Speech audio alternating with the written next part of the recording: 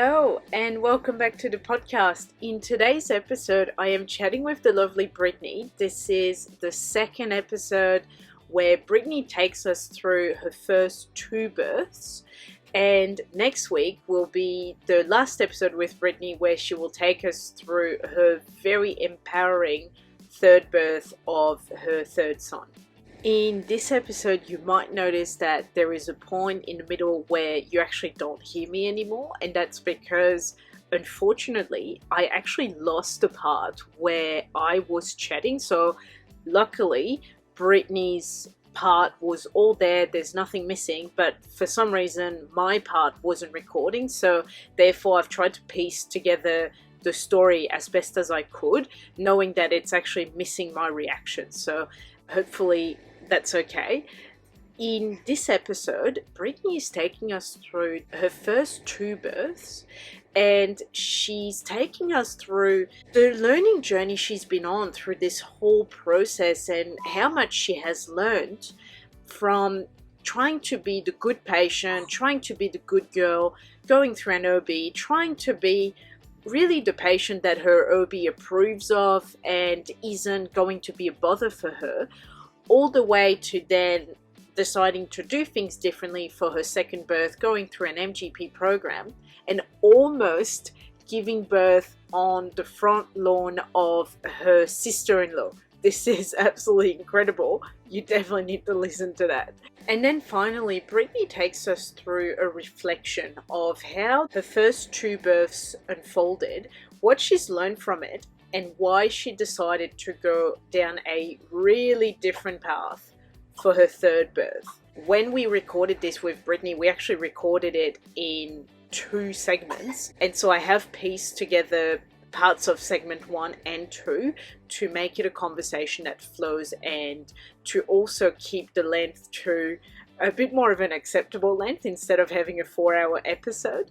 So hopefully it all makes sense, it all flows, and I really hope you enjoyed this episode. Hopefully you can listen to it from start to finish. I know it's a bit long, but it's really worth it, I promise you. You are listening to Kappa with a Doula. I'm your host, Alicia, exercise physiologist and doula, and every week I chat with a mum or mum-to-be about all things pregnancy, birth, and parenting. The stories you will hear in this podcast are real and sometimes raw, but they are all told without any taboo. So grab yourself a cuppa, put your earphones in, relax, and enjoy this episode.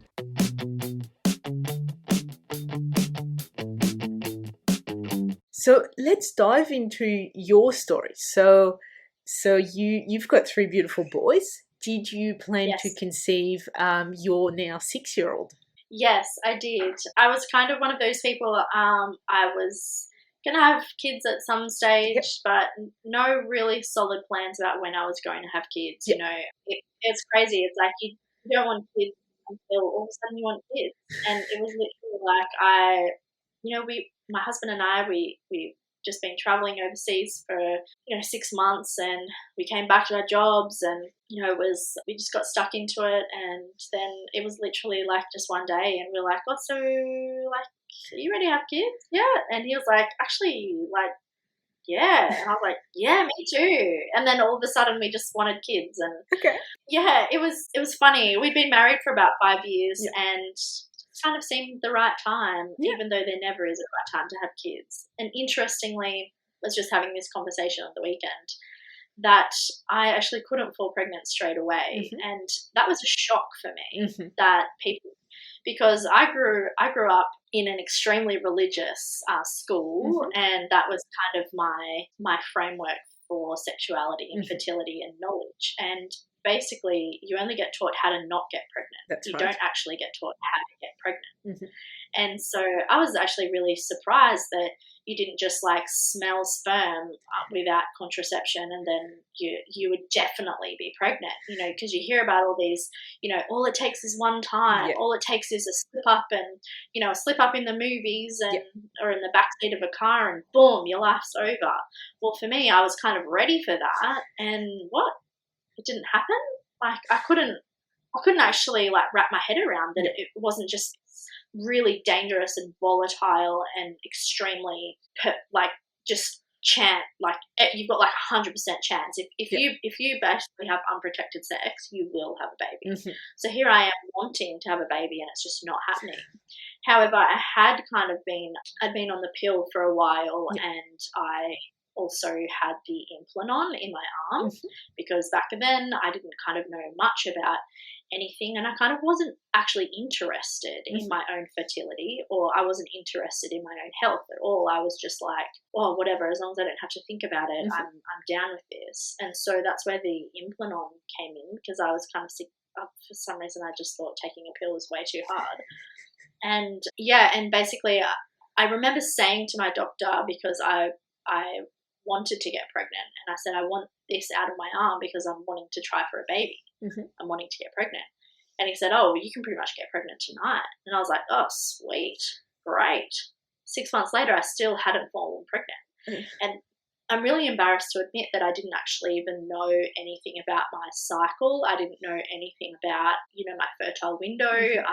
Of course, as soon as I wanted to start knowing things, and I jumped on, those TTC trying to conceive Facebook pages, and I started seeing all these women saying, oh, like I'm fertile today. I'm like, how do these people know that they're fertile? Oh, I downloaded an app. Oh, okay, so I downloaded the app, and then I started realizing, okay, yeah, right, there's a fertile window, there's 4 days in there that you need to get pregnant, and, and so then I started going down that obsessive rabbit hole of joining those groups and constantly, refreshing who got pregnant, or, who had sex last night, and, what was their cervical mucus like, and, oh, I better check my cervical mucus. So it was like a rabbit hole of radical self-education on fertility.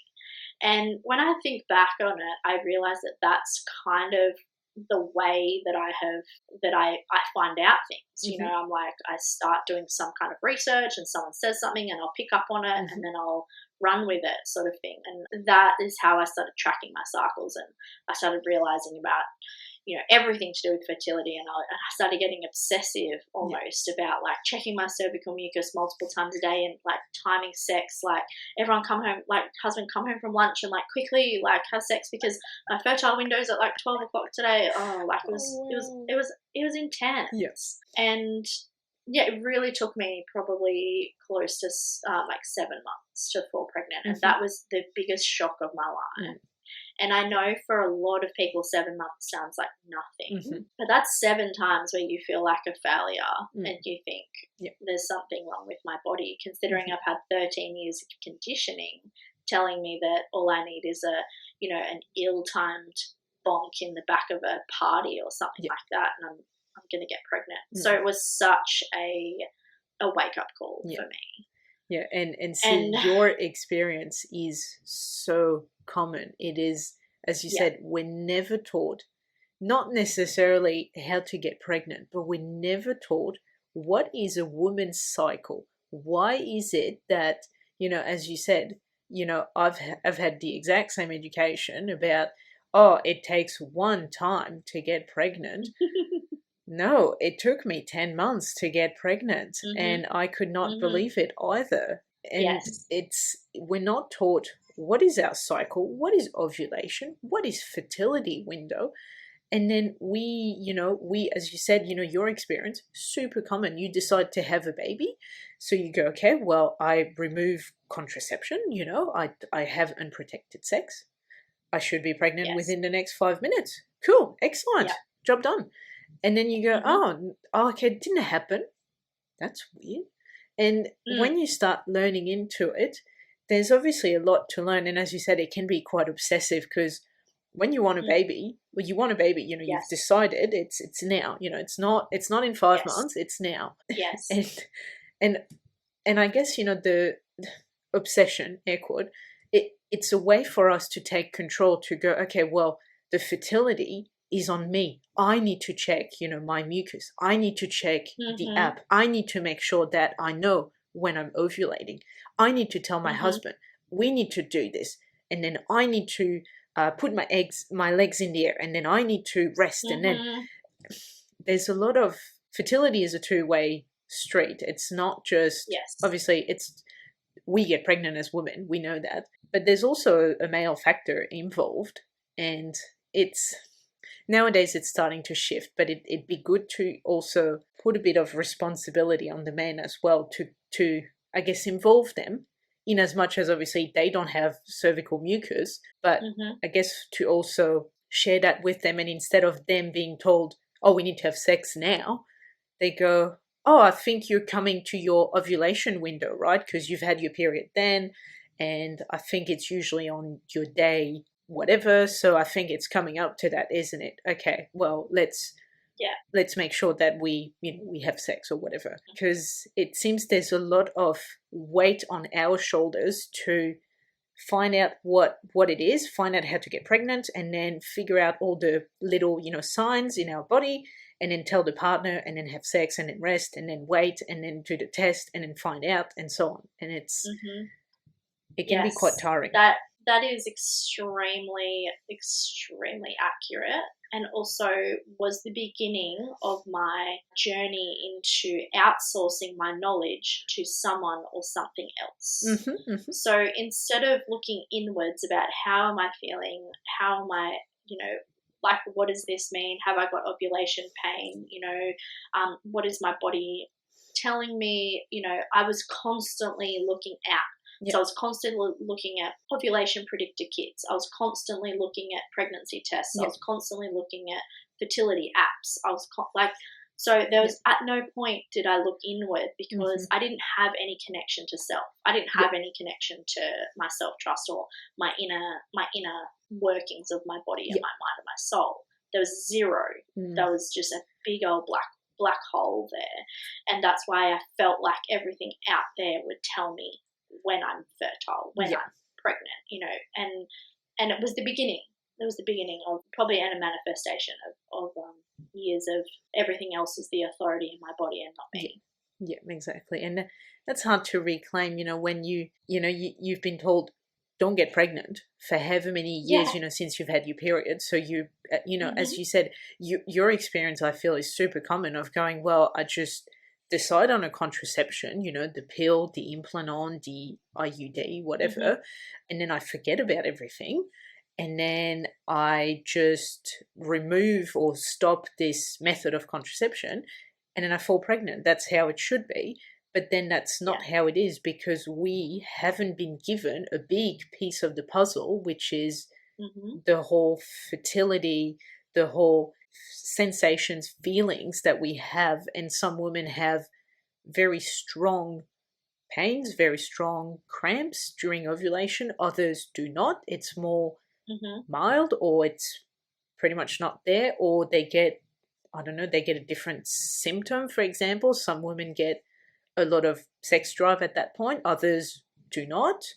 But if you don't know what you're looking at for, and you've been going on for 15 years with either signs that have been, dampened because of the contraception, or you just didn't know what they are, so you just go, well, that's normal, I get that for 3 days of the cycle, whatever, then how would you know? You wouldn't know any different. That's exactly right. And I think it's very common, like you said, it's very common for pretty much every woman's experience, and it takes a while. Like, it's not, and I think now the tide is turning, but this is 6 years ago. This is going on 7 years ago. So, so much has changed in such a short time. But for then, that was what we did. That was how we fell pregnant. And it was, like you said, the onus was on me to tell my husband, like, oh, did you know about, like, cervical mucus? And did you know that there's, and he was like, what? No, I didn't know any of this. So it was a really massive learning experience with both of us. And I was completely overwhelmed. I didn't have a close relationship with my own mother, so I was completely disconnected from, like, my maternal knowledge or anything like that. So when I finally fell pregnant, and the 2 pink lines, I peed on the stick, and finally here we go, after wasting what felt like $100 million on pregnancy tests. I ran up and I told James, and he cried. That was my husband, and he cried, and he was like, yay, this is so exciting, like, beautiful. And then he was like, now what? And I was like, oh my God, I don't know. And then so if that was like a Sunday. So like 9 o'clock on Monday morning, I like ring the doctor's surgery, and I say to the secretary, I was like, yes, I would like an appointment with, Dr. such and such. And she was like, yeah, and what is it for? And I was like, well, I just got a pregnancy test and it was a positive yesterday. And she was like, so what? And I was like, I don't know what to do now, so I'm pretty sure I have to ring a doctor. And she was like, okay, well, so you need to book in and we can like do a wee in a cup. And I was like, what? Like, shouldn't the heavens be rejoicing? Mm-hmm. Like, this is the most exciting thing that's ever happened to me. I'm so excited it's finally worked, and now I'm so overwhelmed and unsure and full of all these feelings that I don't know what to do. I'm pretty sure the first thing you do is you ring your doctor.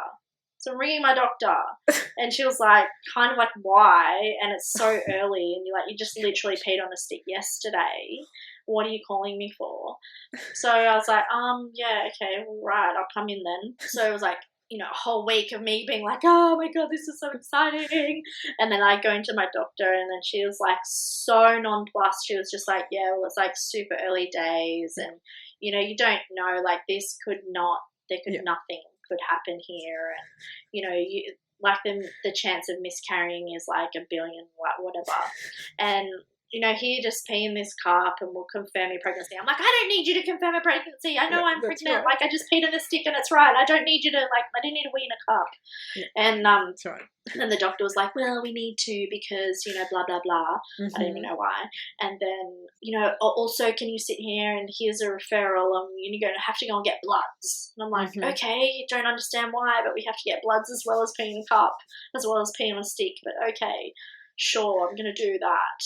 Yep. So I excitedly run to the pathology, which is quite hard, because at this time I lived, on a station as well, not as remote as I did, but so I was running into town, in between work times and stuff like that. It was just really difficult, and so I get the blood test, and then I'm obsessively waiting for the phone call that's tells me my level of HCG, even though I don't even know what that means, but that apparently is important for me to know, right? So I'm just like, oh yeah, I'm really excited for the HCG levels, and they email it to me, and it's like, these are your HCG levels. I'm like, I don't even know what that means, but yay, this is so exciting. I have some numbers that tell me that I'm pregnant, And so I get really excited, and they give me a referral for a legit 8-week scan or a 6-week scan or something.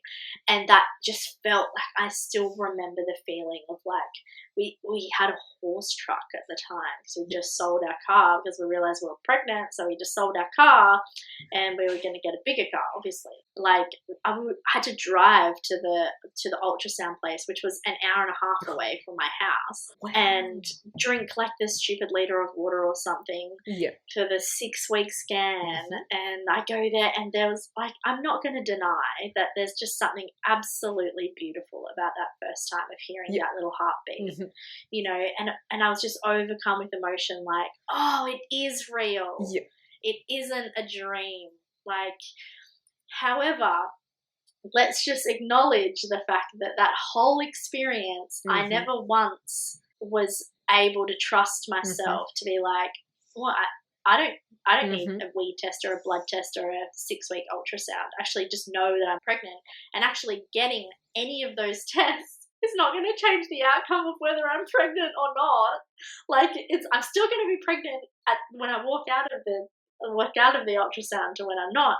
And if I'm going to have a miscarriage, well, I can't do anything about it, and this 6-week ultrasound is not going to do anything about it. However, I didn't have any knowledge around that at that time. I didn't have any frame of reference for that. I was just doing as the good girl does, as she's been taught. I just did what I was told, and I went to my 6-week ultrasound, and then, I went to the 20-week ultrasound. I, for some reason, had private health insurance, and so in my mind, I was like, oh, I've got private health insurance, I'm going to book an obstetrician. And then I realized that you kind of had to pay an obstetrician out of your own pocket because it's not covered with private health insurance, which I was really confused about. However, because in my mind, I was like, I've paid for private health insurance, I'm going to book a specialist. However, I was a completely regular pregnancy patient. I had zero symptoms of anything. There was no complications of anything whatsoever. However, I felt that I would be getting the best absolute possible care. And let's be honest, I was probably a bit of a snob because I came from a private school, and so in my mind it was kind of like, oh, public school, public hospital, like I'm better than that, or some ridiculous kind of dumb notion that I had in my mind about healthcare. So I thought, yeah, for sure, I'm going to book a private obstetrician and I'll pay her these ridiculous thousands of dollars to go like on monthly appointments with her. And I had to drive an hour and a half from my home to her once a month, where she would have a little ultrasound machine in her office and she would measure my belly and she would do all the things. And she was Indian, and which is, I have literally nothing, it has nothing to do with this, except she was really abrupt. And I was just like, oh, okay, yeah, totally. I must be a bother to her. You know, she's very busy. She's obviously very busy, and I am a bother to her. So I'll just be as good and as quiet and as well behaved and as not a problem as I can be. So I'll make sure I'm there early, and I'll make sure I'm there really quickly, and I have no problems because I'm a stoic country girl, and stoic country girls don't have problems and they don't cause problems, and etc., etc. So that's kind of how that whole situation went, and I was just a very, very good patient until 20 weeks, and my 20-week scan happened, and she was like, yes, I received these scans from the imaging, and you've got a 2-vessel cord, which instead of a 3-vessel cord, your baby doesn't have 3 vessels, it has 2 vessels. And I was like, I don't even know what that means, but it sounds bad, because obviously having less is something, then, you know, what? And she was like, well, you know, it can be very dangerous, so we need to keep on top of this. So I'm going to need you to come for fortnightly visits. So I went from monthly visits to fortnightly visits, in which the day before every single visit, I needed to get a ultrasound. So pretty soon I had exhausted my cap of Medicare allowed ultrasounds, and I had to start paying the $250 per scan out of my pocket to make sure that my baby was growing at the right rate, because it only had 2 vessels, not 3. And those scans went from fortnightly to weekly to every 4 days leading up to birth, and that was an hour and a half for me driving each time. So you can imagine my entire pregnancy was spent just like completely in this cycle of appointments and scans and you know, and so I knew no different. I honestly just thought that that's what pregnancy involved, and that my obstetrician was she was looking after me very well by keeping on top of all the details and making sure that my baby was alive. And I look back at it now and I think there's absolutely no way that, like, my baby could have died between one scan and the next, and having those scans wouldn't have prevented my baby from dying. It honestly, it wouldn't have changed the outcome. Maybe if she had saw that my baby was not growing to the scale, you know, on the right percentiles, maybe she might have induced. But if we kind of think about that and zoom it out, why would you induce a baby that is like small and needs help to grow? Because that's where it's the most safe and healthy and cared for. Why would you put them through the stress of labor if they're kind of struggling, where they're going to go out into the world and they're not going to be cared for their mother? And I totally understand why on just like a risk-based analysis, why you would be putting a woman through all of those scans, so you can keep tabs, like from an obstetrician's point of view, so you can keep tabs on the growth of the baby. However, from a mother's point of view, my whole pregnancy was spent in a low-key state of stress and monitoring and driving and booking appointments and calling and waiting for, like, it was, honestly, I think back to it and I'm like, that was so not fun. It was and it was completely irrelevant because my baby was growing fine the whole time. But even though my baby was growing, my appointments increased, they didn't decrease. and, you know, I was paying more money, and it was just this constant Wow. thing. And so when my waters broke at 38 weeks and 3 days, I had just been through, like, I'd just been to an appointment, and she had noticed that it was before my waters had broken, and she had noticed that my blood pressure was up. And, you know, everyone knows that that's kind of normal. And if you think about how much stress, low-key stress, I'd been in my pregnancy as well, you can kind of understand, like, why my blood pressure would be up. And she was really worried about my blood pressure being high. And she was like, we're going to have to induce you. You know, like, you live an hour and a half away from the hospital. You're really going to have to be induced. I'm just really not comfortable with you living so far away with a baby with a 2-vessel cord. You know, your blood pressure is creeping up there, and I'm really not comfortable with you being so far out of town. And I was like, yeah, you're really caring. Like, of course, you have my best interest at heart. And from her point of view, yeah, she probably was worried about, you know, all of the potential risks that I was slowly ticking these boxes. From a maternal point of view, I was not considered at all. Like, no one was being like, is this constant driving, like, every couple of days really good for you? And, you know, is anyone looking after you? My husband was working massive long hours. I had no support. I knew nobody. You know, I didn't have any friends or anything like that because we live quite remote. So nobody was kind of looking at it from a maternal point of view. Everyone was looking at it from, like, a medical point of view. And yeah, I was ticking all of those boxes. And so that was the Friday that I'd had my last appointment. And on the Saturday, I was sitting on my yoga ball and my waters broke just completely out of the blue. And I was like, oh, I think I'm in labour. I don't know. Never done this before. Wow. Okay. Well, I'll do the good girl thing, and I'll quickly go have a shower, and I'll put a pad on, and I'll call the hospital. Mind you, remember the hospital's an hour and a half away. So I called the hospital, and I was like, guess what? My waters just broke. And then the midwife on the phone was like, cool, so have you got any pain? And I was like, no, but I live an hour and a half away, and I'm Dr. Such and Such's patient. And they were like, okay, and so what do you want to do about it? And I was like, well, she said, you know, as soon as my waters broke, that I had to call and come in straight away. And they were like, okay, well, just get your bag and start driving. You'll be fine. So I was like, oh, okay, well, come on.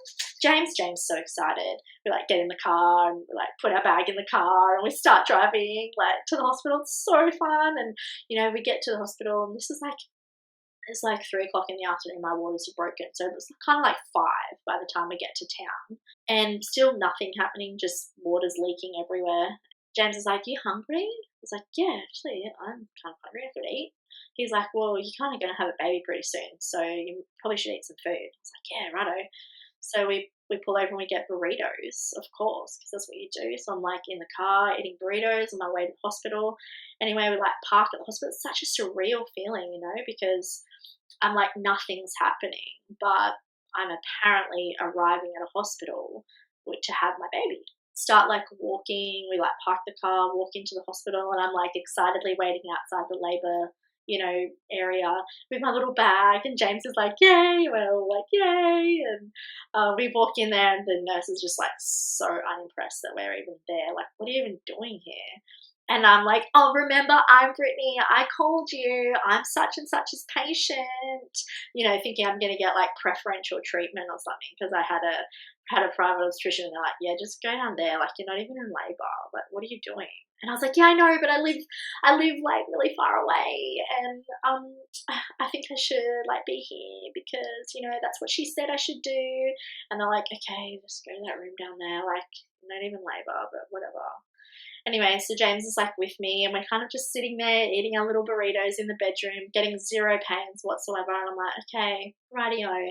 Anyway, then the nurse comes in, and she's like, you, pointing to my husband, you have to go. Like, visiting hours are over. You can't stay. And I'm like, what? He has to go? Yeah. I was like, sorry, are you serious? And they're like, yeah, no, he can't. You're not in labour. Like, he can't stay. And I was like, oh, okay. All right, bye, James. And he's, like, looking at me like, oh, okay, bye. And he had to go and get a motel, like, just around the corner from the hospital. And so we each had this little, like, kind of a bit sad moment where we're, like, saying bye to each other. So I'm, like, just, like, sitting in the hospital. Literally as soon as James leaves and he walks out, I started having contractions. I'm like, oh, okay, right, this is what goes on. Okay, these are dealable. I can deal with this. It's fine. So I just kind of hang out in my room for a little while. And it was, at this stage, it was kind of 9 o'clock at night or something like that. And then they start getting more regular. So I've got a heat pack. So I remember I walked from my room to the microwave, heat up the heat pack, go back to my room, put it on my belly, put it on my back, and I'm starting, and things are like they're starting to ramp up, like midnight-ish.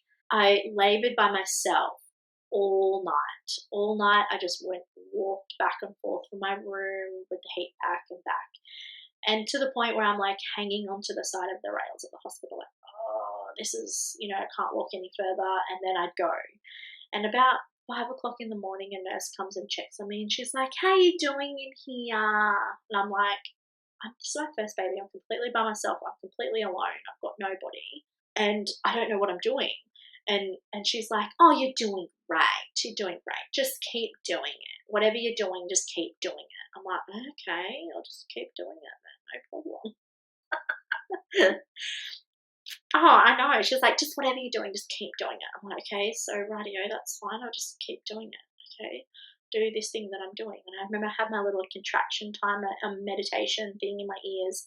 Eventually by like 7 o'clock in the morning, I'm like, I'll throw this meditation under the bus. Like, I'm so angry with this. Don't talk to me about breathing calmly anymore. I don't want to. Go away. And I remember I like get my phone and I'm like, I was like, it's finally morning. Oh my God. And 7 o'clock and James, bing, how you going? And I'm like, get here now. I was just so angry that he wasn't even here. And I was just by myself in this freaking room and no one was talking to me or doing anything or what's going on. I was so angry. And so the nurses come in with James and the nurses arrive and I'm like raging. I'm like, where's everybody been? Like, I'm so angry. And then no one's been caring about me at all. And here I am. I'm like, I've been a good girl this whole time. And now I'm finally here and no one gives an absolute flying flop about me. And James is like, whoa. He walks into this room with this crazy redheaded chick, like, 3 parts in labour.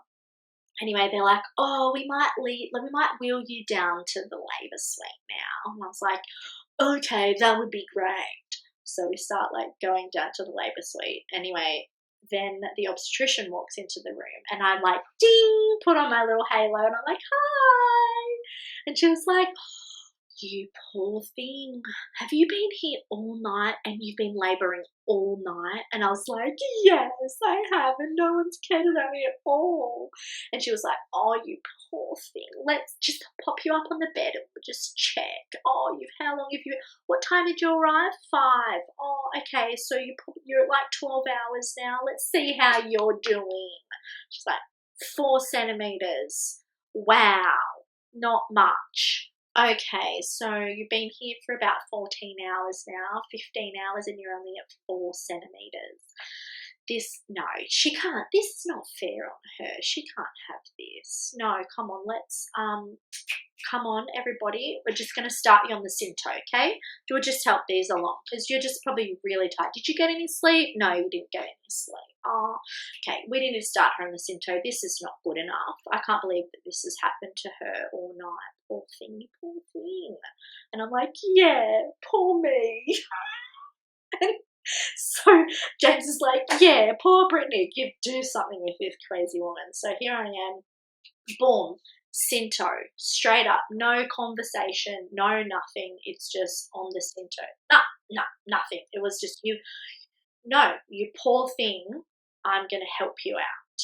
So I'm like, right, okay, thank you. Someone's going to fix this situation for me because I feel it's a big inconvenience. So here we are in the shower. I'm just labouring in the shower for ages and ages. And now things are getting like so painful in my back. And I'm just like, I can't handle this. Like, this is unbelievable. I sort of laboured for about 4 hours, and she said, I'll give you to lunchtime on that level. I'll give you to lunchtime, and then we'll see how you're going. So she leaves, comes back lunchtime. Oh, you poor thing, you're in so much pain. This is not good enough. Have you given her anything for the pain? Have you given her anything? Oh, I can't believe these guys. Look, lucky I'm here. Look, can you please just start her, just put the gas up, just put the Cinto up a little bit more. She really needs help. Like, this is not good enough. You guys, come on, get on the ball. And I'm like, yeah, get on the ball, guys. And then so I'm in the shower, and things are just like intense, like really, really intense. Like, as soon as that Cinto got turned up, it was on big time for young and old. And I was like, I feel like I'm a volcano ready to explode. I feel like my hips are about to explode. I feel like I'm being torn into pieces. What is happening? And I was at the point, and I said to a midwife that came in, and she was like, not much is happening. Can I get you up on the bed? And I was like, I feel like he's stuck. I feel like something's stuck. And she was like, everyone says that. And I was like, okay, right. Well, no, it's fine. And then this time the obstetrician comes back in, and she goes, right, okay, so you look like you're in a lot of pain. We might give you some morphine, give you a bit of a rest. Poor thing, you're so tired. Let's just pop you up on the bed. We'll give you some morphine, and then you can have a rest. I'm like, hallelujah, thank you. And I'm like laying in the bed, and then I'm just in so much pain laying down, and all I wanted to do was get up. And I kept saying, I want to get up. I want to get off the bed. I want to get up. And they're like, no, just have a rest. Lay down, have a rest. So I'm like, okay, I better have a rest then. It's really painful. Can you imagine trying to rest? Like, it's really awful. And then gave me some morphine, and I feel like I'm tripping. And then I say, no, I need to get back up. And they're like, give her the gas and air, the poor girl, give her the gas and air. And I'm like standing up there, and next minute there's a midwife, and she's got her hand up inside my vagina, and she was like, oh, there's a cervical lip. And I was like, where did that hand come from? And what's a cervical lip? And what's going on here? What's happening? And then she goes, oh, I'm so sorry. You really need to stop pushing. And I was like, I'm not pushing. And she's like, yes, you are. And I'm like, I didn't think I was pushing. And she was like, no, you need to stop pushing. And I was like, oh, I'm not trying to push. And she's like, well, it's happening. And I was like, okay, well, I'm not. All right. Next minute, then I understand what she's talking about, because fetal ejection starts like coming. And I was like, oh, I can't stop this. Right. But I'm supposed to. Okay. And then just as the fetal ejection reflex comes in, the admin lady from the hospital comes in. And she's like, I just need you to sign these forms, because you're a private patient, but you're in a public hospital. So I just need you to just sign here about like what insurance are you going under. And I'm like, okay, whatever you need me to do, I'll sign. So I'm like in the middle, and so I've got this admin lady who's saying, can you please sign these forms? And the nurse and the midwife saying, don't push. And ejection reflex kind of taking over. And I'm like, okay, I'll sign some forms, no problem. Yeah, don't push. And I'm like, okay, I shouldn't be pushing. All right, what's happening? And she's like, there's a cervical lip. Don't be pushing. I'm like, oh, I don't even know what a cervical lip is. What are you saying to me? Anyway, she goes, okay, we need to get you up on the bed now. Like, I need to check your cervical lip. So I'm on hands and knees, up on the bed. And she's feeling, and she's like, oh, I think you're right now. I think the cervical lip's gone. We can start to push. And I'm like, all right. And the pain in my back is like, I am on fire. My spine is collapsing. Like, it is just so bad. And I'm just like, at this point, I want to get this baby out. I don't care. I don't even know what's going on. Everyone's talking about forms and cervical lips and everything. I'm just like, I don't even understand, but okay. I'm starting to push. I'm like, I don't even care what this midwife's saying. I can't stop. This is ridiculous. So I'm like pushing and pushing and pushing on the bed. And then she starts coaching me. And so she's like, yep, now stop. 1, 2, 3, now push. And 1, 2, 3, now push. And nothing's happening. And I feel like I'm busting poo-poo valves all over my face, and it was awful. I also had like fluids, so I was having fluids pumped through me as well at the same time, because that's just what you do apparently. And I remember saying, oh, I want to get in the bath. Can I get in the bath? I remember you guys saying that there's a bath here. Can I get in there? Sounds really great. In meanwhile, and they're like, no, because you've got a thing like with the Cinto and the fluids and stuff. You can't get in the bath. And I'm like, oh, I'm going to get cheesed off. So I'm just like pushing, and she's coaching, and this is going on for like 2 hours. I thought it was going to be over in like 10 minutes, but here we go, 2 hours later, and she's still coaching me to push, and I'm still pushing. I feel like I've busted all the blood vessels in my eye and nothing's happening.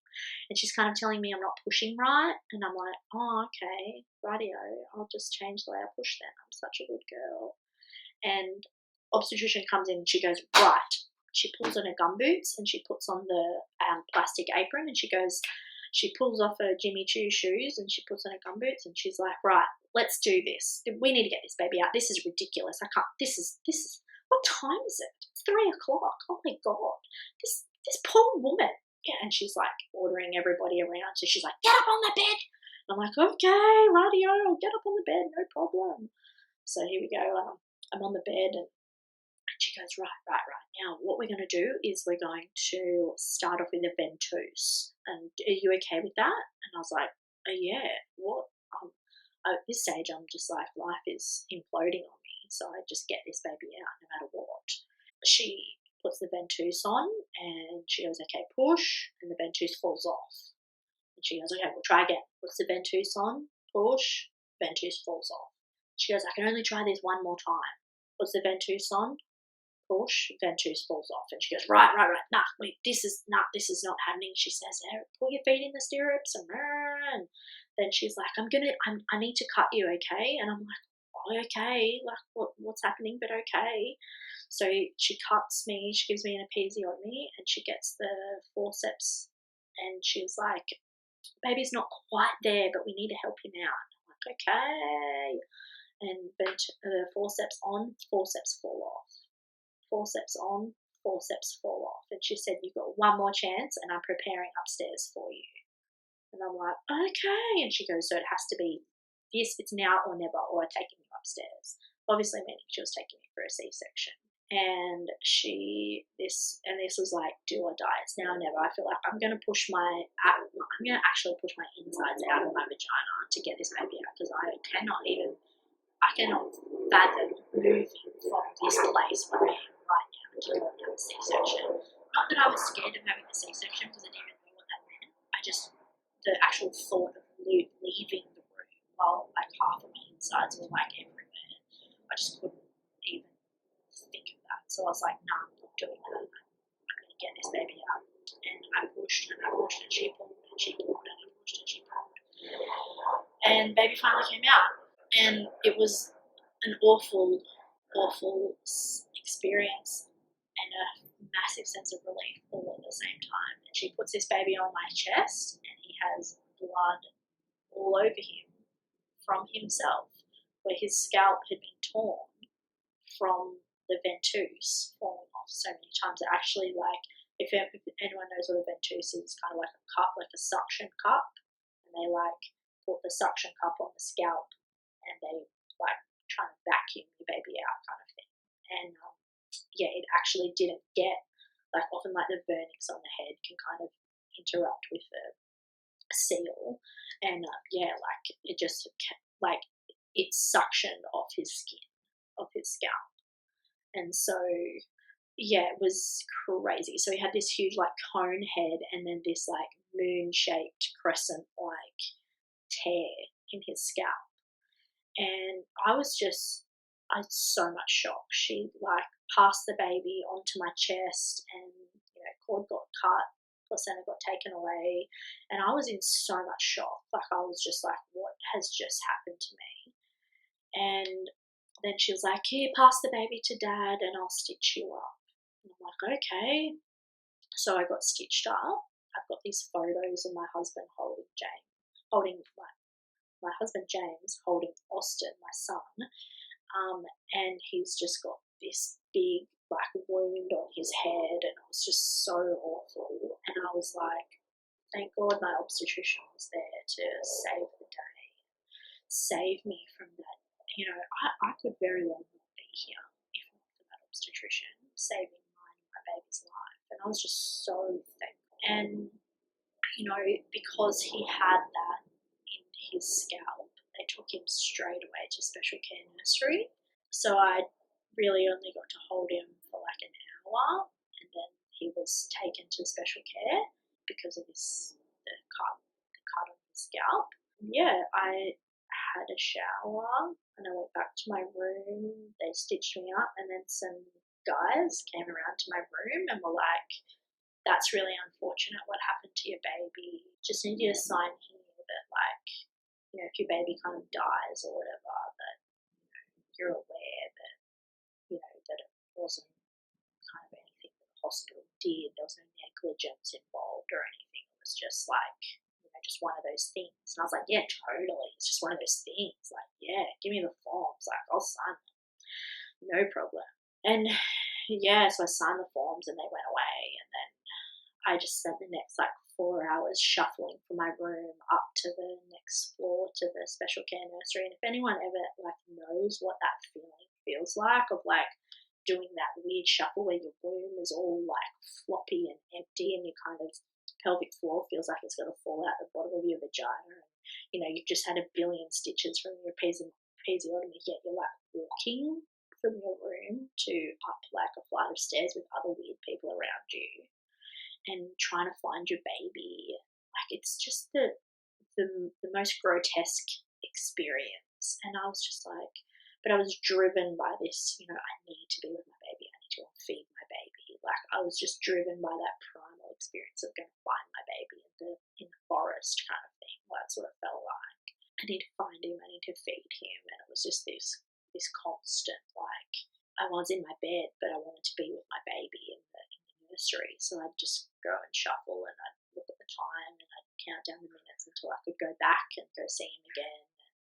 And, it was this constant feeling of separated. It felt awful. I think he was in the special care for 48 hours, which feels like a really long time without your baby. So it's 2 days of basically being separated from the baby.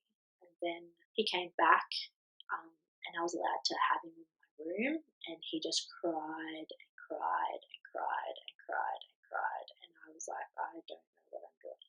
This is what is happening. And I felt like I'd been hit by a bus, and the hospital bed was so uncomfortable, even though I was a private patient. So, I got my own room down the end of the corridor, so at least I didn't have to share with all the plebs.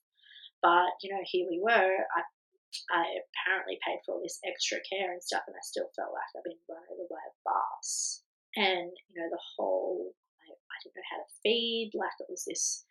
And then, I had different midwives coming in every 5 seconds going "Oh no, you should hold him like this. Oh no, you should hold him like that. And oh no, he should be latching like this." And my husband was he was equally just absolutely shell-shocked as me. He just couldn't believe that in his mind I'd almost died, and our baby had almost died, but thank goodness we had our obstetrician there to save us from that near-death experience. And if you can imagine too, he's staying in a motel, a random motel around the corner from the hospital this whole time, and just shuffling between the motel and the hospital. Eventually, day 4, 5, I was I'm ready to go home. This bed's so uncomfortable. My bum hurts. I couldn't figure out why my bum was hurting, but everything was hurting. I had bruising all around my jaw, and it came out all purple from gritting my teeth during labour so hard that I'd bruised my jaw. I had busted blood vessels all in my eyes from pushing. I had edema all through my body from all the IV fluids. Honestly, I felt so secondhand. I felt so. This was not what I thought. Actually, no, that I'm going to retract that statement. I had no frame of reference to what labour was going to be like, and that's what it was. And yeah, so I think day 5, we made the trip in the car up the mountain, It was a very uncomfortable drive home with a sore bum, with all those big pads, with my tiny little baby that wouldn't stop crying. Yeah, I got home and I just had all these stitches and I was in so much pain. It was a baptism of fire into motherhood. And I know like so many people have many varied experiences and, better, worse, like whatever. But for me, that was a rude shock. But at the time, I was like, oh, I'm so lucky. Like, thank you for that experience that I just had.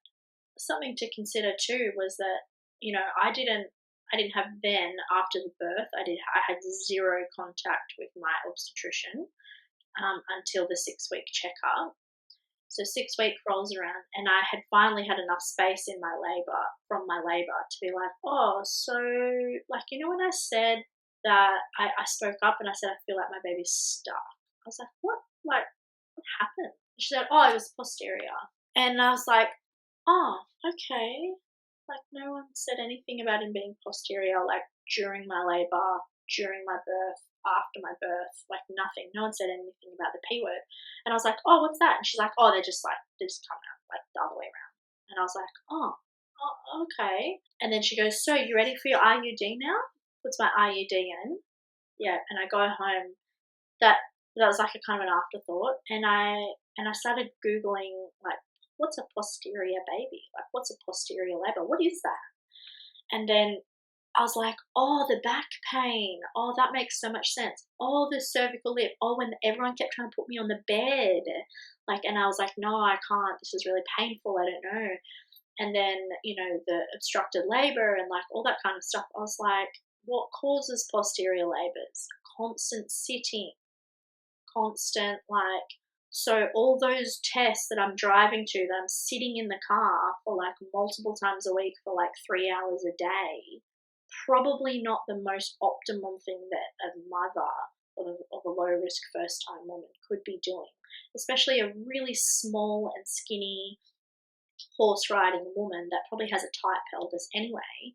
But none of that was ever part of the conversation of birth or labor. There was zero conversation around like, who are you as a person and how does your body operate and what kind of things do you do during your day, and nothing like that.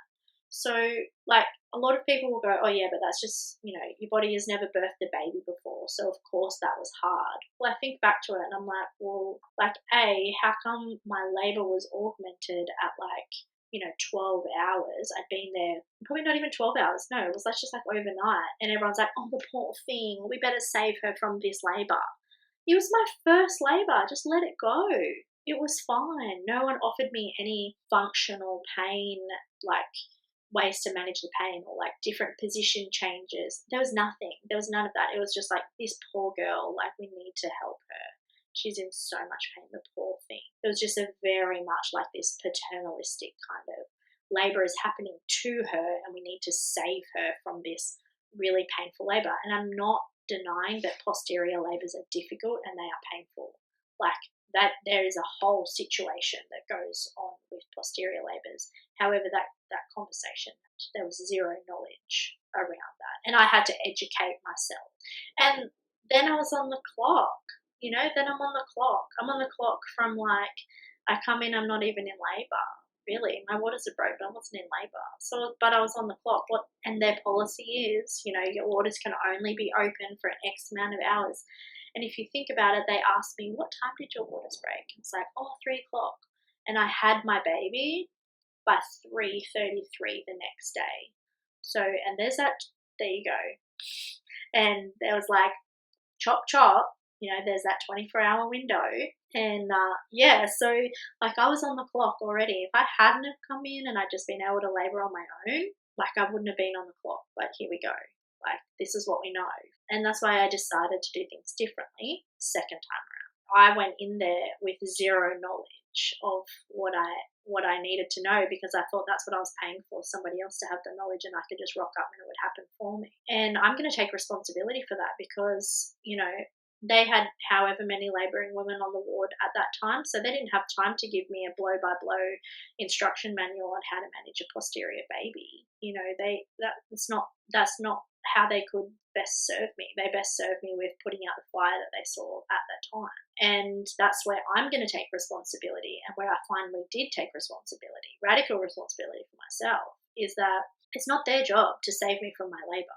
That's probably what they think that they're doing. It is my job to be completely and utterly educated in labour so that I can just know what to do, and they're there to support me if they need to. But however, so many of us do not go into labour correctly equipped. We think we go in there equipped. We've done the birth class and we've read the book and, we've listened to a few podcasts and we think that, we're right. However, we don't actually have that trust. So when the chips fall and you're out of your logic brain, you can't access that information anyway. And so you just completely hand your power over to the authority, which is exactly what I did. And I got the exact result that I manifested because I didn't do anything. I just wanted them to do it all for me. And however, we do not realize that birth is not something that anyone can do for you. And if you allow that to happen and you do outsource that power to somebody else, you have to be accepting of the consequences of your actions. And that is augmented labour, that is, cascade of intervention, that is an episiotomy, that is a C-section, that is those things, because essentially you gave that option to them. You were like, well, I'm paying for this service and I'm not going to do anything to prepare myself for labour. I'm going to do what I know, and that is very limited, very, very limited. And so I kind of accept that I almost, in a way, I brought that upon myself because I was willingly handing my power over to those people that quote unquote knew better. And I could honestly go back through my first labour and I could identify everything that led to that outcome, starting from my pregnancy. Everything that happened during my pregnancy led to that outcome of my labour. And I could go back and think, if only I'd done this, if only I hadn't have called, if only I hadn't have, but I don't know. And so it goes back to that meal thing again. Like I could say, if only I hadn't have, got ice cream on it. Well, no one told me that ice cream was an option, so I didn't know. And to be fair, even if they talked to me about the pros and cons of an episiotomy, at the do or die situation that I felt like I was in, I literally felt like there was a major emergency happening in my vaginal area. And if someone had said to me, I need to do an episiotomy right now. Remember, 2 weeks ago, we had a conversation about the pros and cons of episiotomy. Are you okay with that? Literally, I would have just been like, there is a very life or death emergency situation happening here. Just do whatever you have to do to make sure my baby survives. And once you're the survival of yourself and your baby is on the line, those conversations, I don't think my words even could work. So, yeah, it was just this really confronting, and labour just happened to me. And I was just this kind of piece of meat that just walked around and happened to have the baby inside of me. I've really felt like a piece of mincemeat afterwards, and it was a very confronting experience, which is why fast forward 18 months, 18 months post-birth, I finally felt like I couldn't feel the scar tissue of my perineum anymore. And I finally felt like 18 months after my birth that I could ride my horse without pain. I could sit and stand without pain. It took that long for the scar tissue and the scarring to heal of my episiotomy. And it was very confronting that would take so long. I was just not prepared for that. I just thought, 6 weeks, she'll be right. Country girl, she'll be right. No, she was not right. There was nothing she was right about. And I actually really considered not having any more children after that because I did not think that I could go through that experience again. And I had long conversations with my husband and I was like, I really don't know if I want that experience again. And it was actually him that said, well, maybe second time won't be so bad, and maybe maybe we'll choose a different model of care. Probably don't really need an obstetrician. That was probably a little bit over the top. And I was like, yeah, maybe it was a bit over the top actually. And that's when we started having those conversations. And so when I did get pregnant again, I definitely had a lot of reservations about birth again after my first time. But I felt like I had almost researched enough about posterior labours and everything like that I was like, okay, well, no, I think I know how to avoid that situation happening again. So this time I decided that I would go through an MGP program.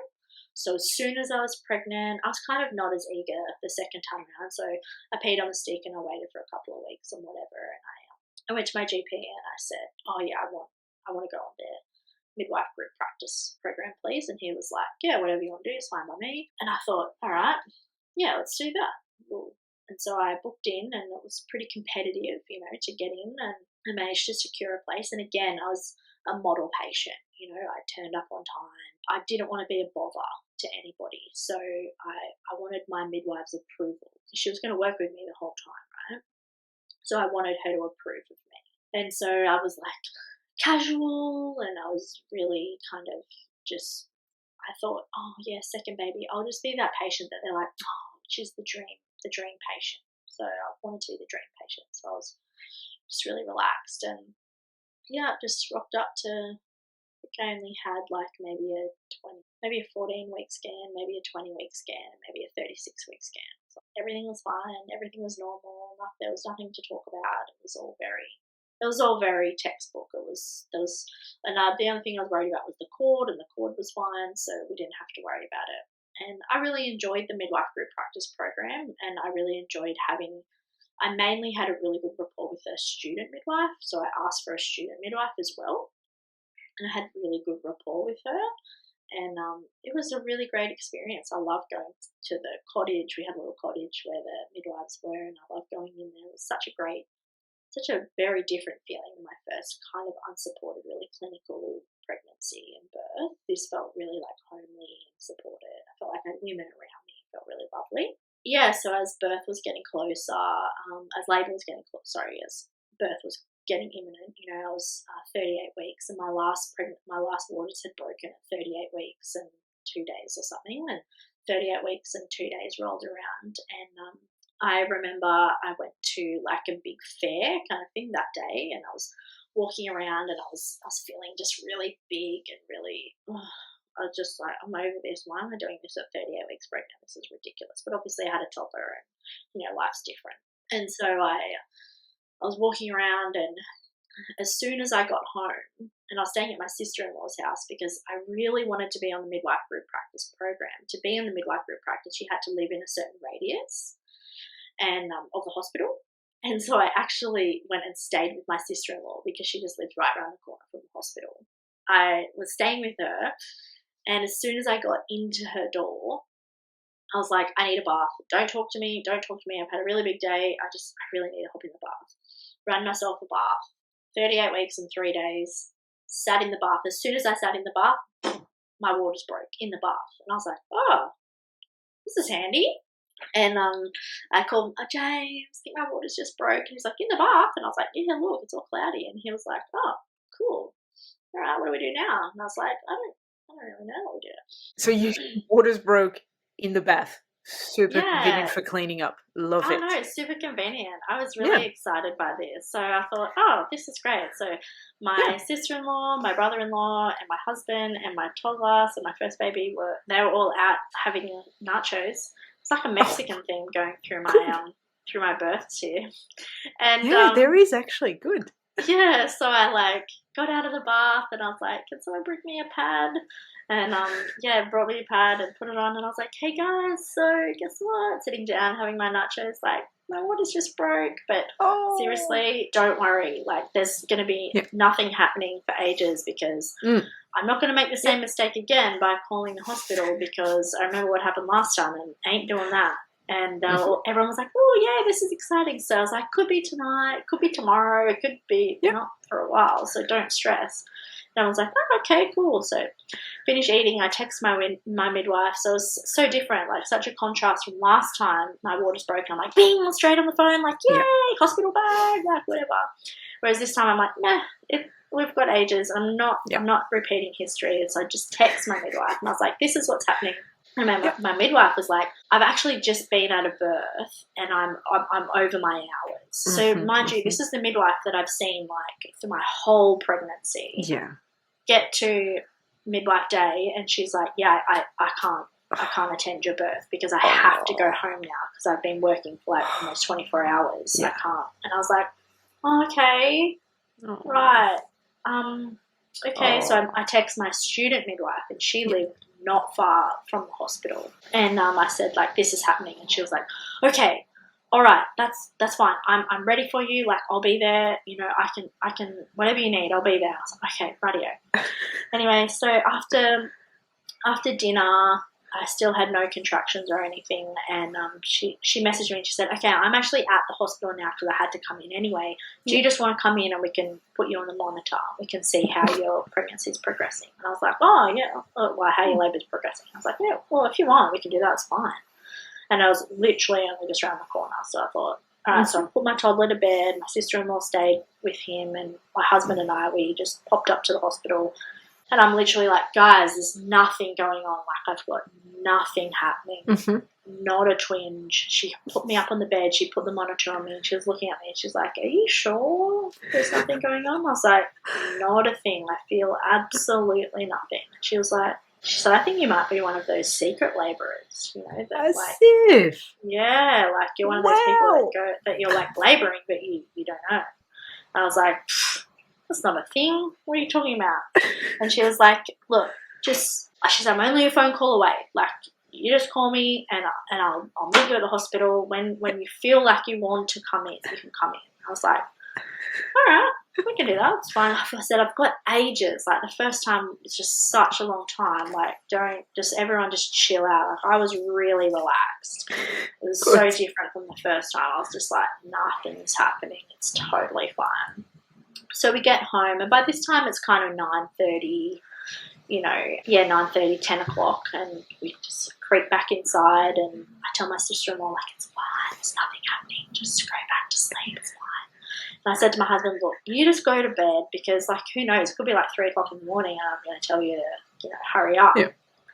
Anyway, he was like, oh, okay, I'll go to bed, that's fine. So I just, like, sat up, like, scrolling on my phone or something, and I was kind of too excited and antsy to go to sleep, but I was a bit restless, so I thought, oh no, I'll just sit on the birth ball for a bit. So I'm like bouncing away on the birth ball, and then I'm like, oh, maybe I'll like watch some TV. So I was watching TV, messaging some friends, and it was just super chill. It was such a nice experience, and I was wrapped up in my little blankie, and I was just having a great time. And then I was like, oh, okay, yep, I'm getting some cramps now. All right, yep, I remember what this feels like. I thought, I've got so long, I'm not making that mistake about going to the hospital again.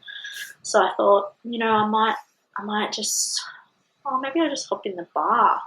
So I hopped in the bath again for a little while, for about probably an hour, and I was just listening to some meditation or something. And by this time, it was getting sort of twingy. So it was about midnight, and I thought, I'm going to hop in the shower.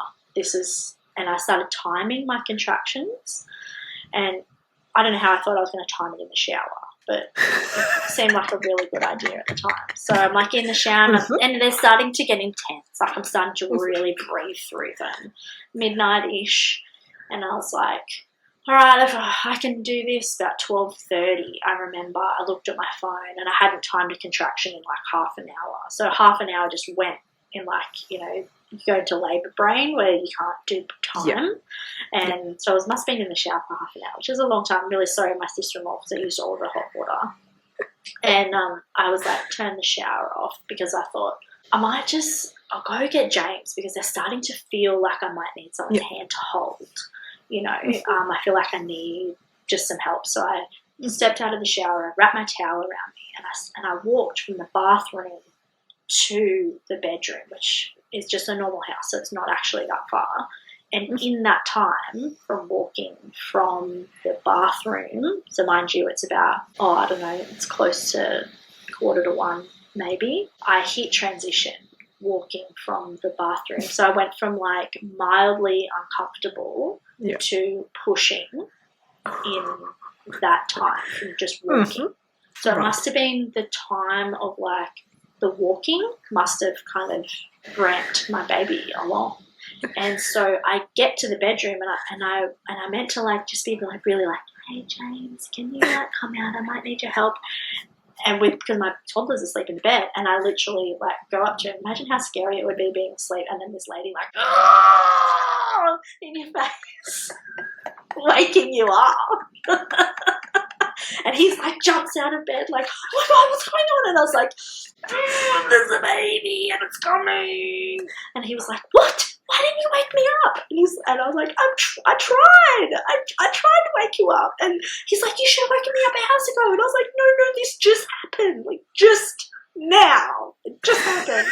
And he was like, ah. And then so by this stage, I'm like full fetal ejection reflex just starts taking over.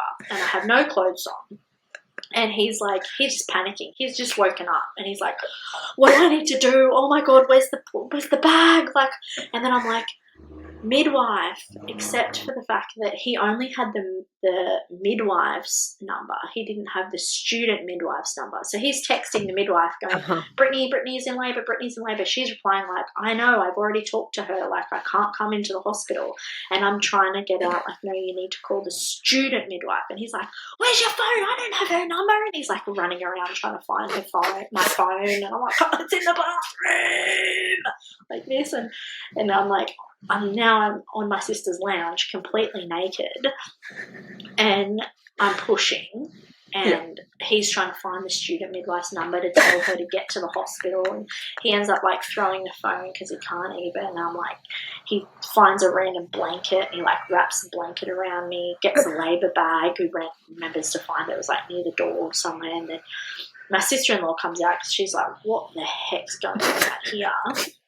She's a nurse and she's like, oh my God, I need to ring an ambulance. Like, Brittany's going to have a baby like right now. So she starts trying to ring 000. And I'm like, no, don't ring the ambulance. Because again, I was in my good girl brain and I was like, I don't want to be a bother to anybody. So like, don't call anyone. So then they wrap the blanket around me and they start trying to get me out of the house. And my brain is like, don't move me. I cannot move. There's literally a head in my vagina. Like, I cannot move. Fetal ejection reflex is taking over every step. Like, and I'm trying to like cross my legs, trying to, like, as if I thought I was going to stop a baby from coming out of me by crossing my legs. Anyway, James like stumbles out, and James is like, you need to come, like yelling to his sister over me, screaming, you need to come with us because you're going to need to come back to look after my toddler. So you're going to need to like come with us and like bring our car back or something. Like, there was all this weird, like, I don't know, confusion around who was going where and who was doing what. And all I remember just being like, I can't stop this baby from coming out. It went from being just completely manageable to completely unmanageable in about like 5 minutes. Yeah. So they're trying to force me to get out of the house, and I'm like holding onto the door frame, like, I don't want to go, no, I don't want to go. And they're like trying to force me to like get in the car. They're like pushing me. And there's nothing worse than pushed when you're like it was honestly, I was like, why are people touching me? Why are they forcing me to leave? Like, I don't want to go anywhere. Like, I need to stay here and push this baby out. Yeah. And they were like, no, get in the car. So everyone's like running around and they like push me out and I fall down on the lawn and the sprinklers are going. And I'm like, and I'm pushing and I can't stop. And I remember screaming out, catch the head. And James lifts up the blanket underneath me and he's like, no, there's no head, you're right, get in the car. I'm like, oh my God, I can't believe I'm even walking. So they're like hobbling me while the baby is like coming out of me towards the car. And I'm put my hands on the dash and my feet on the seat. And James is like doing the whole, there's like 4 red lights between my sister's house and the hospital. He just goes through all of them. Oh my gosh. And it was so much adrenaline. And then he like pulls right in front of the hospital and I'm like the big roaring is happening. And then he like opens the passenger side door and I just fall out of the car into the gutter out in front of the hospital. And there's a pub opposite the hospital and there's all these people at the pub like having a party on Saturday night. and here's a naked chick just falling out of a car in front of the pub in the gutter. And I remember looking down and I remember just really, really, really wanting to give birth. Like I just really, really wanted to push this baby out, and it felt like it would just come out. Like I honestly couldn't stop it from happening. But I looked down and I saw all these cigarette butts on the floor, and I was like, I'm not giving birth here. I just can't. Meanwhile, my sister-in-law's running into the hospital, and she's got a wheelchair, and she brings the wheelchair out. And I remember thinking, what the heck am I going to do with a wheelchair if I can't sit down?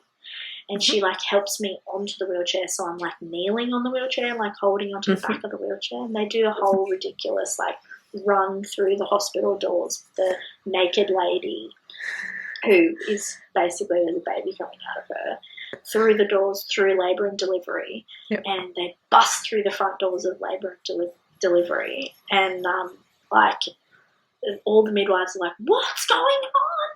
And they're just like, "Brittany, she's gonna have a baby," and they're like, "Oh, well, yeah, that room there," and they just wheel me straight there, and everyone like picks me up off the wheelchair and puts me on the bed, and then just boom, my baby falls out like straight away. So my time of arrival was like 1:07, and the time of birth was 1:08. Yeah. Like, Clap for you. Wow, you did it all on your own. Yeah. No assistance. Nothing. And everyone was panicking, like there was just panic stations everywhere. My student midwife obviously didn't make it because she had no idea because it was so fast, and no one texted her because the last thing she heard was I was fine, and then no one could find her number, and it was all panic stations. And and then I remember like I was in so much shock. I just like lay down on the bed like, what just happened? This was not what I thought was going to happen to me. And it was so fast, like all these midwives were like, "What's your name? Who are you?" Like, we don't even, like, you're not even you hadn't even been admitted or anything, and you just gave birth. And it was just this really intense experience where like, and then everyone else had kind of caught onto the adrenaline, and they go and they cut my cord. And I said, no. In my notes, it clearly says that I wanted delayed cord clamping. And the nurse, she turns around to me and she goes, it's been at least 7 minutes. It's white. And she just cuts it anyway. And she was like, because she was in this big like panic stations because everyone's adrenaline was up because I just had this kind of panic labour, and she just cuts the cord anyway. And so none of my birth wishes were honoured because everyone was panicked because of how fast it happened. Wow. And then my student midwife comes in and she's like, "Oh, I'm so sorry I missed it." And I was like, "Hey, I almost missed it. Like, don't even worry. Like, it's fine." They kind of take my baby and they put him on the warmer, and they like do the APGAR scores, and they're like, "Oh, his APGARs are really good, but you know, he looks a bit kind of like mucusy. He's breathing a little bit mucusy, which often happens when your baby is born fast." And I was like, "Oh, okay, whatever. He's here and he's fine. It's no worries." I'm just glad that happened. I feel like I've been hit by a bus. And they're like, "Put your feet in the stirrups. We're just going to put your baby over here and we're going to listen to his breathing." So put my feet in the stirrups, and they stitched me up because I had like a little 2nd-degree tear kind of thing. It was like just a labial tear, sort of. It was nothing. And then they give him to me, and I was like, "Whoa, hi, baby, like you're in a rush." And then they just were like, "Okay, well, we're not actually happy with his breathing, so if it's okay with you, we're going to take him and we're going to put him on oxygen for a little while just to kind of help him out." And I was like, "What? He looks fine." And they're like, "Yeah, but he's breathing a little bit." And I was like, "Oh, okay. Oh, all right, bye." Anyway, so they take him away. They kind of clean me up. They put a nappy on me. They've stitched me up at this stage, and I don't have a baby again.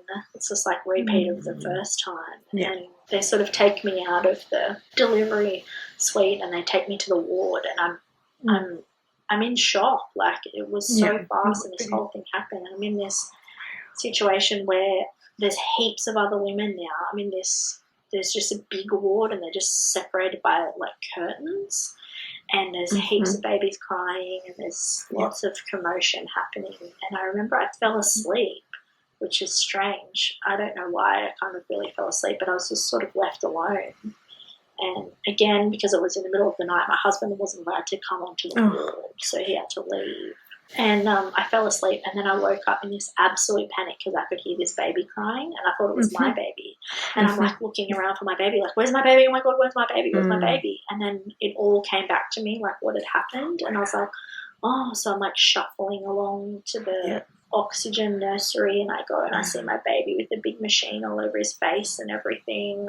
Oh, it was just like really, really sad. And I was like, this isn't how I thought that this would go at all. And I was like, can I hold him? And they're like, no, you can't really hold him yet. You have to.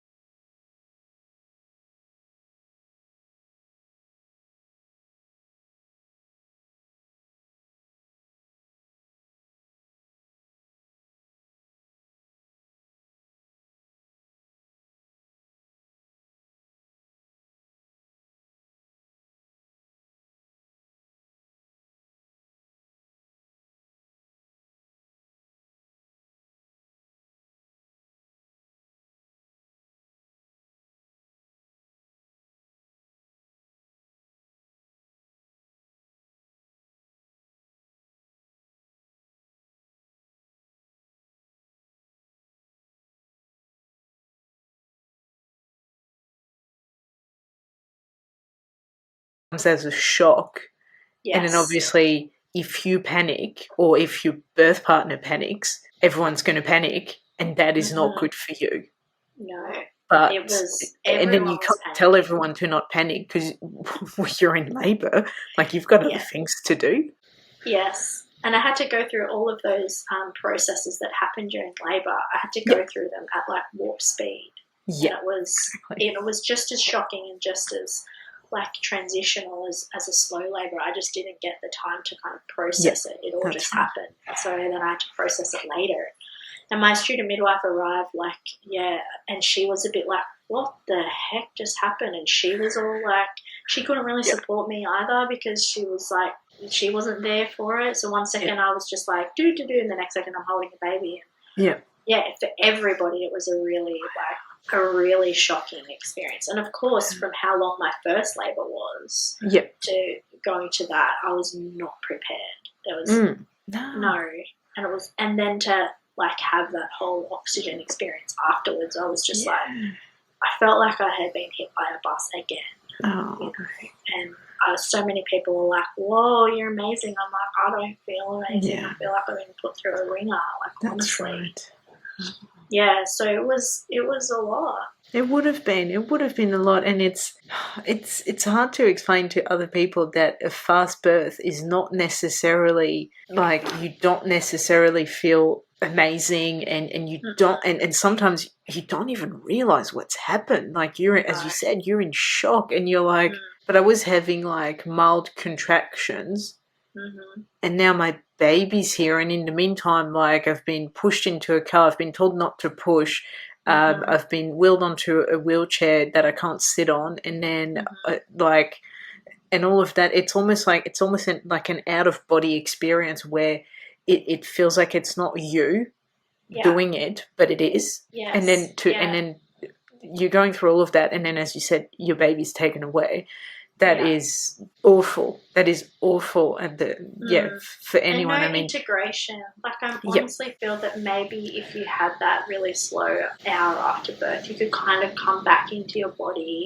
You could come back into your baby. You could be like, you could make that brain body connection. Like, oh, here's my baby. It is actually out of my body. that did actually just happen to me. You know, you could have all of that slow transitional process, but I didn't have it. It was like within an hour, I had gone from being pregnant and not having a baby in my arms to not being pregnant, giving birth, having my baby taken off me, and not having my baby in my arms all in the space of an hour. That is insane. It felt like a very insane experience. Yeah, it would have been. Wow. Which leads me into my next birth, which we will talk about at another time. Yes. All right. So we're up to, you've just given birth to Curtis. It was a super fast labour. You basically went through the stages of labour at lightning speed, even faster than you probably anticipated, and you just made it to the hospital. Wow. It's interesting to hear how you felt after it's basically a precipitous labour that you've had, if we label it that way. How did you feel about that? Yeah, honestly, I felt like I had been hit by a truck. It was funny because I felt really empowered, like, wow, I did that all by myself, and I felt really good about it. But when I really dropped into my body, I didn't feel like it was this thing that I had any control over, you know. And initially, I actually think that was the best lesson I could have been given about labor, because really, when we try and control labor, we actually kind of realize that we're not in control. Like, labor is something that happens, and our kind of world loves to try and control things and think that we, you know, can manipulate the outcome. And yes, of course, we can influence the outcome with the decisions that we make. But this was such an amazing lesson for me that was like, I kind of wasn't in control of this labor. And actually, birth is this amazing, beautiful thing that when left completely alone, which is basically what I did, because I didn't have any choice. It just happened. No, that's right. It just happened to me. And it was, I think, I was so shocked about the difference in my first and my second births. You know, my first was just so intervention heavy, you know, like I was going to the obstetrician every week. Flip that experience on its head. I was at the MGP. I was with somebody that, you know, I enjoyed and I liked their company. And, you know, it was pretty hands-off, you know, hands-off, I guess, in the modern medical system. Like, I was still going to what felt like a pointless kind of like appointments where it was just like, check your blood pressure, check your weight, check this, check that. And it kind of felt a bit pointless. But here we are, a completely different model, which is, I chose that consciously. I was like, no, I don't want a repeat of my first birth. And here we were, second birth, and I was just like, I actually had no control over that labor. I had no control over it. And the more hands off that I was, labor just happened. And so it was the most beautiful experience that I could have had. And it was such a lesson for me. But yeah, honestly, I felt like it had happened to me, and I felt like a bomb had just been dropped. One second I didn't have a baby, the next second I was like holding this baby that was like on oxygen and stuff, and I was like, whoa, how did this even happen? I came home like after he got off oxygen within 6 hours, so I was home within 8 hours. So like 1 o'clock in the morning I had him, and by 9 a.m. I was at home. And that was something that I was like, oh, wow. As opposed to my first birth, where I stayed in hospital for like 4 or 5 days. Second birth, I was home within 8 hours, and the midwife came and checked on me about like mid-morning or something like that. She drove around, and, you know, I actually was a little bit sad because it was the main midwife that I'd been having all of my appointments with and everything. And of course, if you remember, she was over her hours, so she couldn't actually attend my birth. But heck, I pretty much didn't attend my birth, so it didn't matter anyway. And but yeah, it was a little bit like this fractured kind of experience where I was like, oh, I thought what I thought I was going to get, what I had planned, and I'd meticulously thought I was in control of the outcome.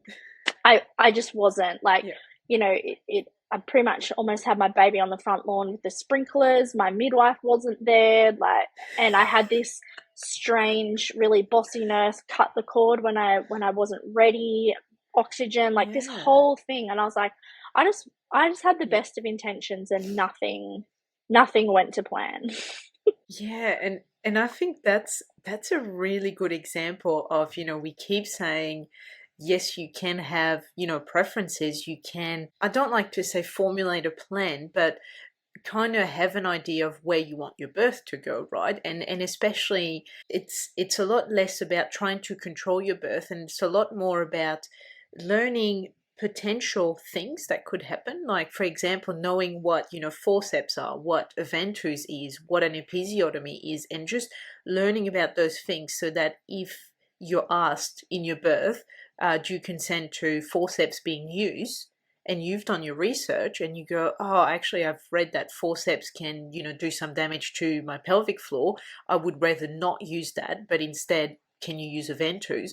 Then you're just informed. So it's not, because obviously you can't pick where your birth is going to go. That is a brilliant example of this. You know, you're not, we talk a lot about surrendering ourselves in labor, and really, instead of fighting the contractions and fighting the pain and tensing up, we need to allow and work with the contractions. And therefore, there is a sense of not really losing control, but kind of letting the body guide us to where it needs to go, if that makes sense. Yes. And just going with that flow that your body is creating, because your body knows what it's doing. And so you're just there allowing it to do its thing. But obviously you're working with your body, and you've prepared it for, you know, for 9 months, basically, because there is a mental preparation. There is also a physical and an emotional side of the preparation, right? You prepare yourself for, you know, the fact that you're having your first baby, or the fact that you're having a subsequent baby. You're preparing yourself for, you know, if in your case, you knew what birth was like, you'd given birth before, but you're preparing yourself for hopefully a different outcome, for hopefully being a bit more in control and feeling like you can actually make decisions. Yes. Compared to your first birth, which, I mean, in your case, it's amazing, because I'm sure you've heard it, you know, when you've told your story, people would have been like, oh, that's amazing, you had a 3-hour birth, oh, so lucky. But it's not like that. No. It's a lot more complicated, because it feels like, as you said, it just feels like it's happening to you, and all of a sudden you go from being pregnant to not, and it feels like you just almost didn't see it coming, that the whole labor is so quick that you almost didn't see that coming, if that makes sense. Yes. Yeah. It was such a interesting experience as well, because in one hand I trusted birth. Oh, I didn't trust birth going into it, obviously, because I had nothing to trust, and I had no framework, because, you know, my last birth was so augmented. So I didn't actually trust birth. So on one hand, when I was thinking about it later, I was like, oh wow, how amazing is birth? Like, it just happened to me. Yeah. And I had absolutely no control over the outcome. Yep. On one hand, I trusted it, but in the other hand, it almost eroded my trust in birth, because it didn't give me any signs. It didn't give me any signals.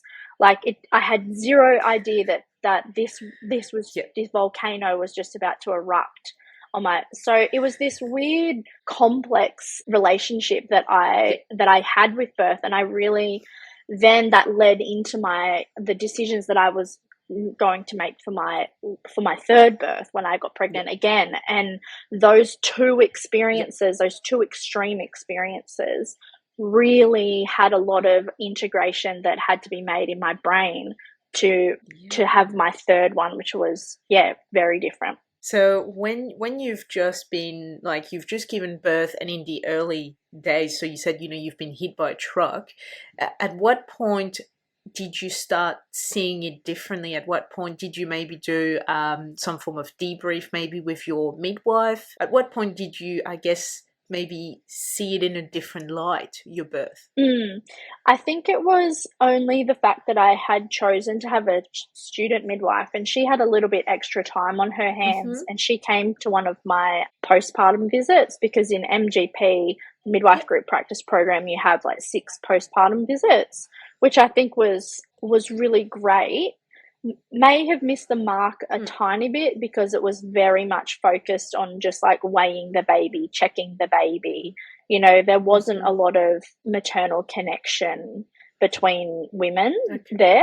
However, because I had a student midwife and she had a little bit extra time, she stayed a little bit longer after one of my appointments, and she just said, "Oh, how do you feel?" And I was like, in one hand, I feel a little bit ripped off. Good question to ask.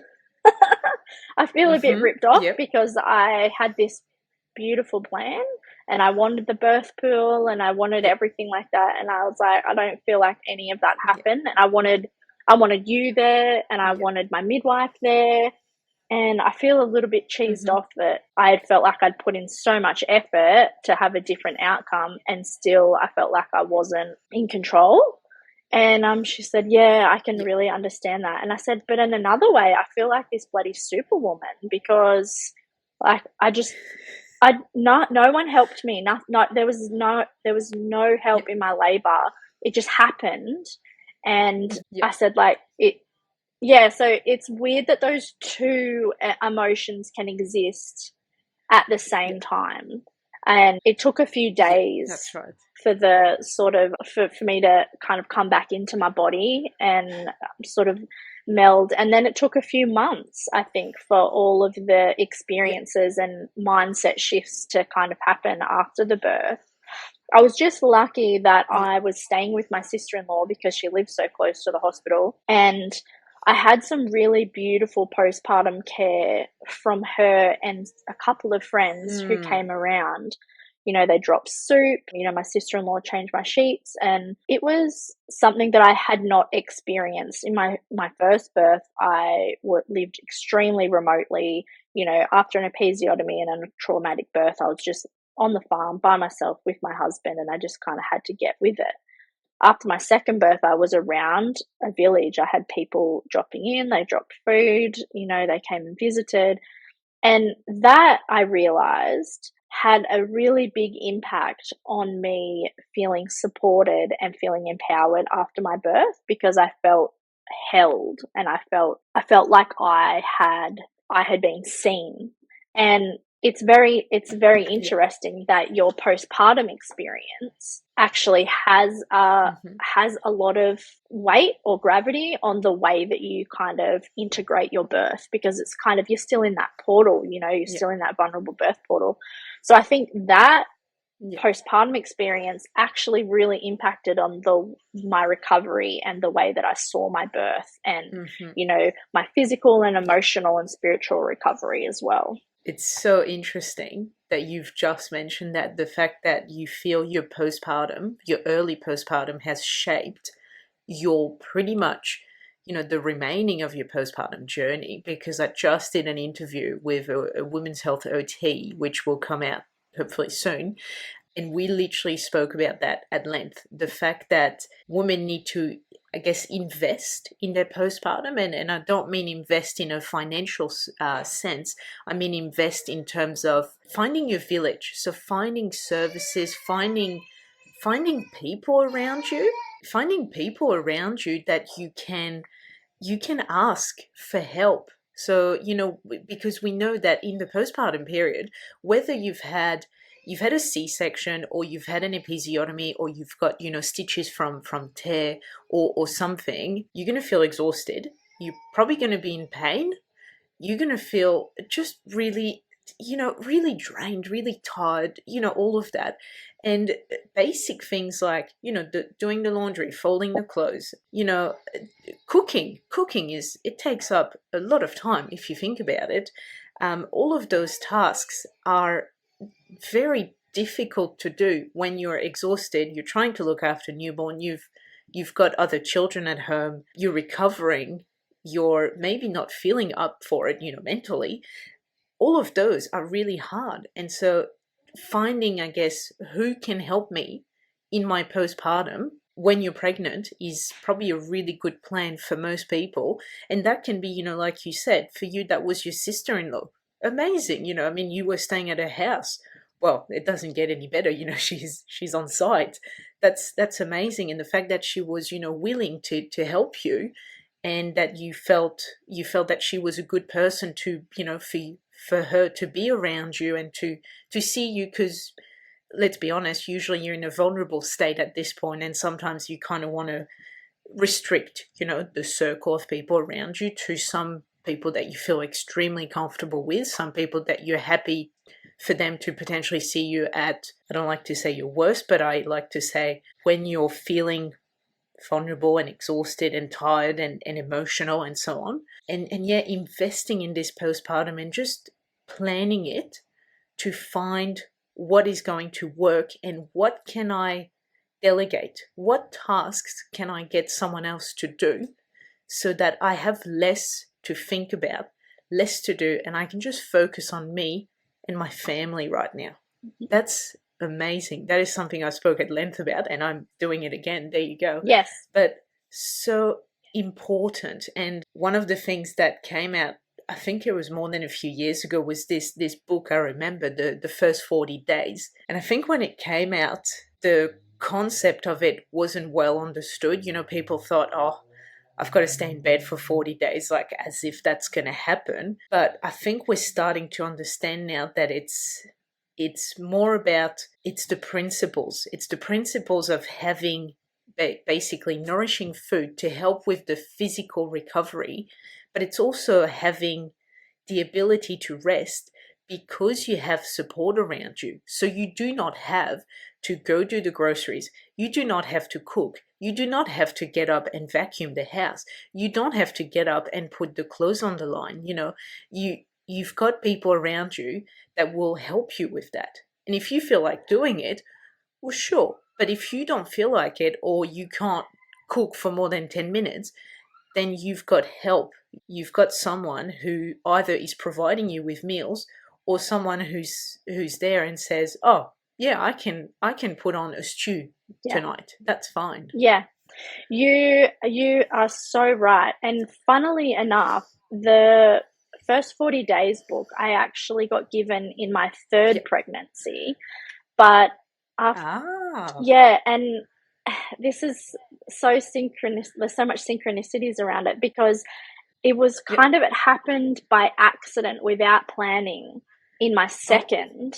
So, my second postpartum, I had some really beautiful friends, and it's so interesting because I still, to this day, remember this specific soup that my best friend brought over for me after I was pregnant, after I had given birth to Curtis. Wow. And I just remember it like it's funny, it like embedded itself in my brain, this beautiful like chicken and bok choy soup. And I remember just being like, it's so delicious, and I couldn't get enough of it. And I don't know how or why I had that visceral reaction to this probably everyday kind of chicken soup, but I'll never forget it. Like, I honestly, I'll remember that soup until the day that I die, because I had this visceral reaction to having this soup of like, I feel held, I feel seen, I feel noticed, and I feel loved. And that was so, I was like able to view this experience like, actually this support that I'm receiving postpartum, like my sister-in-law being able to wash my bloody sheets, and my friend being able to like bring this life-changing soup around for me, I was able to view it and be like, this is the game changer. This is what enables me to view my birth in like a really healthy and conscious way, as opposed to being completely depleted, completely run off my feet, completely alone, and look at my birth as just something that was just like this massive inconvenience that I never want to experience again. And oh my God, it was awful. I actually had the time, the space, and the support to like look at it and view and look back at it in a really healthy kind of way and make different decisions. And I'm saying it was because of this life-changing soup. Like, I, I can't even begin to really explain how or why that was so important, but it really was, and it informed my decisions for my next one. See, that is exactly what we spoke about, on the podcast I recorded yesterday, and the importance of postpartum, the importance of, as you said, being seen, feeling held, being safe, feeling supported, feeling nourished, and nourished is obviously food, so your intake, but it's also feeling nourished from having people around you that you can talk to, that can just give you a hug, or they can just be there, or they can hold the baby while you shower. It can be whatever you feel like you need. You've got those people around you to do that for you and with you, and that's amazing. Yeah, it was life-changing for me. And I know a lot of people say like birth is life-changing, but a good postpartum is life-changing too. It really is. And we don't put enough emphasis on that postpartum experience for women. And so many women enter into early motherhood in a state of depletion and in a state of lack and a state of just like borderline trauma. And they're the ones that are bringing up the next generation. And we kind of wonder why PPD is so massive. And, we wonder why, there's postpartum anxiety and there's women that struggle to get out of the house and stuff like that. And we do not place enough importance on that early postpartum. That's right. Yeah, I agree with that. Thank you for listening, and I hope you enjoyed this episode. If you want to get notified of when a new episode comes out, please subscribe to this show on your podcast listening platform. Also, I would really appreciate it if you could leave me a review on Apple Podcast or share this episode so that other moms can find it. If you would like to tell your own pregnancy, birth, or parenting story, please head to the show notes and you will find a form there to get in touch with me. Again, thank you so much for listening, and I will be with you again next week for a new episode.